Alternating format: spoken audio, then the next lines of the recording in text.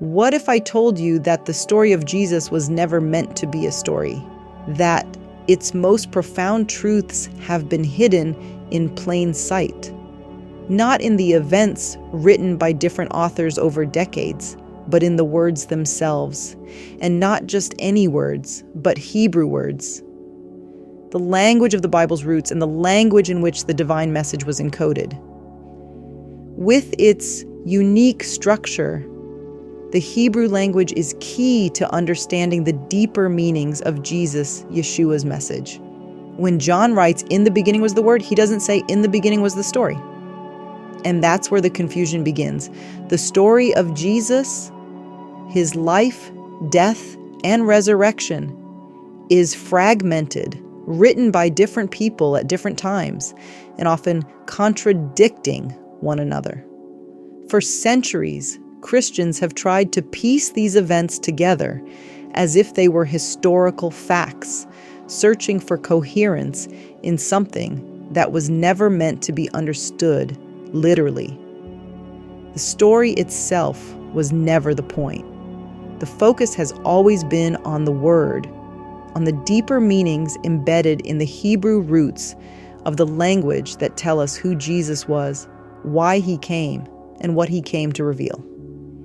Even the enigma of Jesus, his mysterious and seemingly contradictory aspects, was no accident.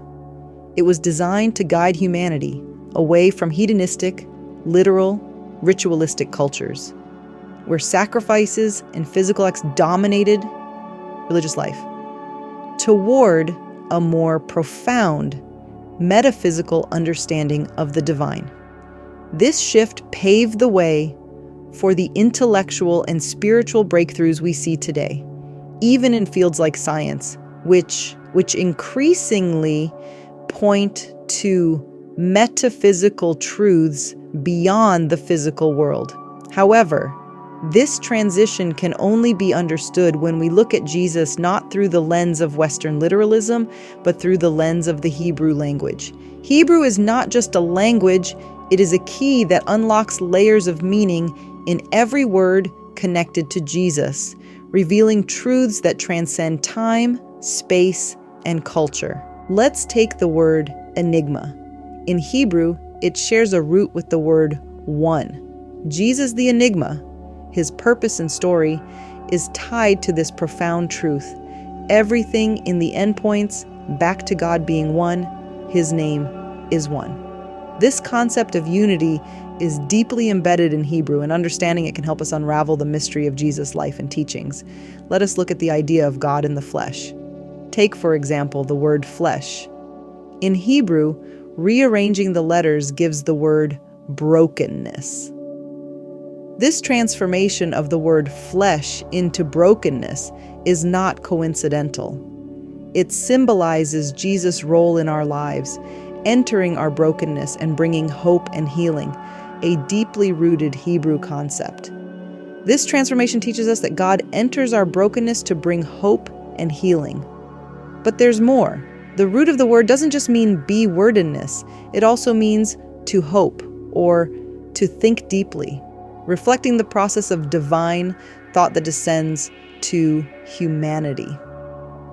The word ben, meaning son, also comes from the root of bina, which means understanding or contemplation. Even in Yiddish, the word bashert, meaning my destined one or perfect match, connects back to this idea of divine unity and healing through connection. In Arabic, bashar means a special, chosen one. These linguistic threads from Hebrew, Yiddish, Arabic, and even Sanskrit if we explore them further, point to something more profound: the unity of language and meaning in describing divine truths. This unity connects us all in a larger narrative. There's a reason why Jesus himself never wrote anything down. For him, everything was already written in the Torah, the laws of Moses. Moses, whose name means to draw out of the water and to name, or was put here to give things names, is what we continue to do today through science, medicine, and psychology. There is nothing that does not become a diagnosis. Moses wasn't merely giving laws to follow. He was explaining the foundational laws of existence, principles of reality itself, written in the lower waters, the earthly realm, which mirror the upper waters, the heavenly realm. For example, the Hebrew words for water and law encode word-bound, metaphysical truths about creation and reality. Let's look at the word Galilee. Why did Jesus come from Galilee? Galil means to roll or to reveal gradually, like a scroll being unrolled. Like a wave of water, Jesus came to continue unrolling the divine story, one that would be written on scrolls later. And on the same day when the state of Israel was declared, many of these scrolls were discovered in the Dead Sea, known as the Dead Sea Scrolls, a story that inspires and enlightens us all. Even names like Bethlehem, the White Donkey, Nazareth, Jerusalem, Egypt, Mary, and Joseph are not just parts of a story. They are codes, words with roots that reveal the ongoing story of creation. This is why Hebrew cannot truly be translated. It must be explained. Every word is written in Hebrew from beyond, from the divine side. In contrast, Greek, rooted in this world, is limited to human logic and materialism. Even this difference can be found in the Hebrew roots of the word Greek. Another profound insight can be found in the Hebrew word for dead and its connection to the resurrection of Jesus. The word dead is embedded in the Hebrew word truth. We find hidden words if we break down the word. The first letter represents everything before creation, before the physical world came into being. It is the essence of the infinite and eternal. The middle letter represents the mother and water, the big womb, the birth of this world and life as we know it. And finally, the last letter, also the last letter in the Hebrew alphabet, signifies the end, the culmination, death. But here's the twist. The word dead reversed becomes innocent or complete. This reveals that death is not something to fear. It is not punishment or loss, but rather a return to innocence and completion. A cycle where everything resets, goes back to the Aleph, to the state before creation.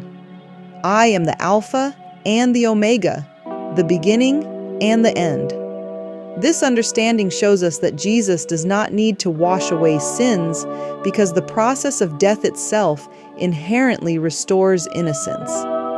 Death is the ultimate reset, when everything becomes zero again and begins anew. I will explain the second part later in the video.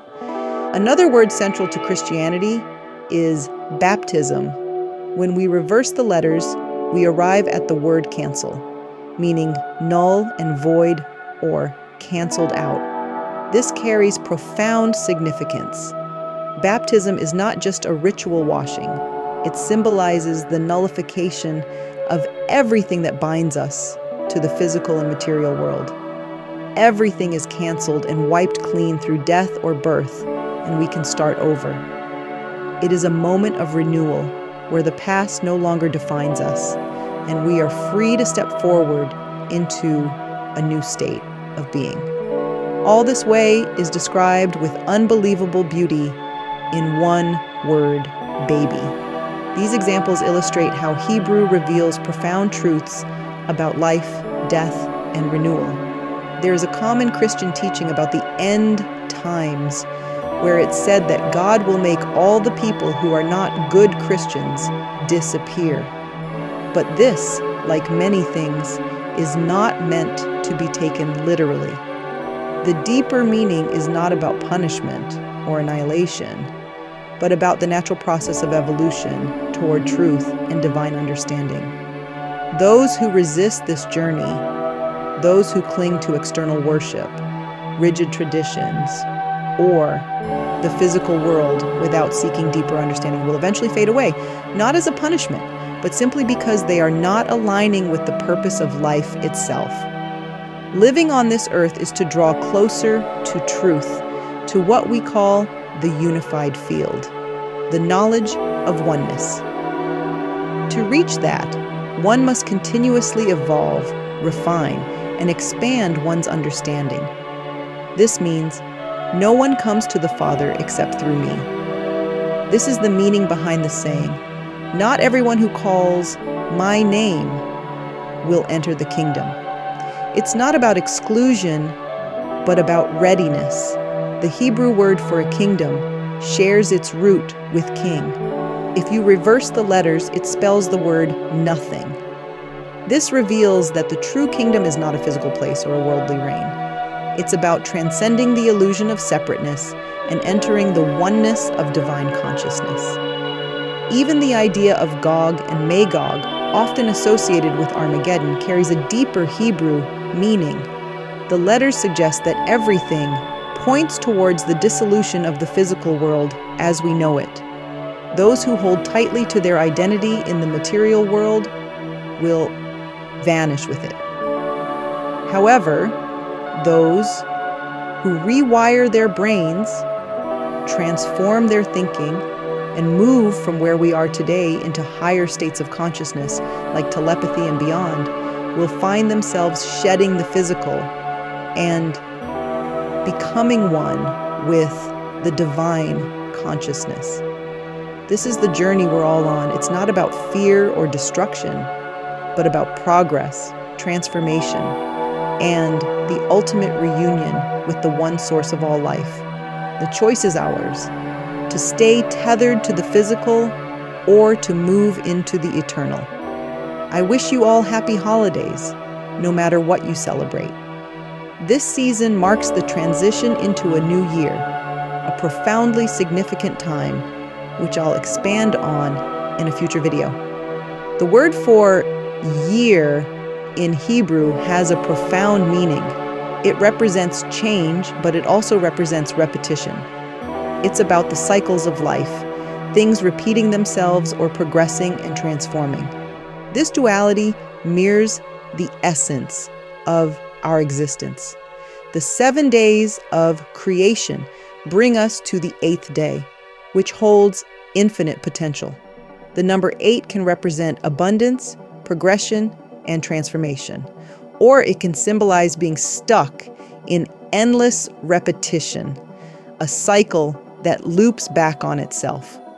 Our journey as individuals and as a collective is to tip this cycle toward progression, to unite heaven and earth, evolve and change until we reach that infinite connection. If this resonates with you, keep following this channel. You don't need to know how to speak Hebrew to uncover the beauty and depth hidden in its words. All you need is curiosity and a willingness to explore the roots of these ancient words. This journey has been profound for me, and I'm doing my best to share as many words as possible with you so we can uncover their truths together. Merry Christmas and a Happy New Year. And remember, there is a promise in the Hebrew word end. The root connects to reconciliation, the process of bringing everything together. It has the same meaning as the word shalom, which means peace. The word signifies wholeness, all the parts coming together in harmony. Similarly, brotherhood means fusion, the joining of all things. So, as I always say, the end is always good. We're just not there yet. Until then, let's continue this journey together.